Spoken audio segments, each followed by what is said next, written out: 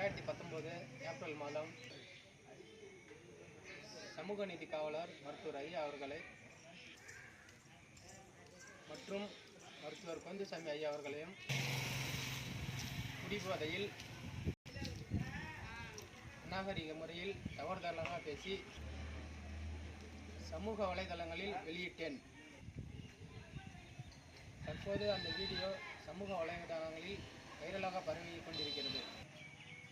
இந்த வீடியோ சம்பந்தமாக அண்ணன் மாவட்ட செயலாளர் கார்த்திகேயன் அவர்களும் மற்றும் அண்ணன் ஒன்றிய செயலாளர் அலெக்ஸ் நெப்போலியன் அவர்கள் அறிவுரையின்படி ஐயாவின் மகத்துவத்தை புரிய வைத்தார்கள்.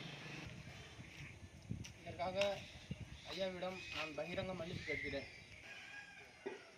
இனிவரும் காலங்களில் இது போன்ற தவறுகளில் ஈடுபட மாட்டேன், இது போன்ற செயல்களில் ஈடுபட மாட்டேன். அனைத்து பாட்டாளி மக்கள் சொந்தங்களுக்கும் அனைத்து பாட்டாளி சொந்தங்களுக்கும் என் மன்னிப்பை கேட்டுக்கொள்கிறேன்.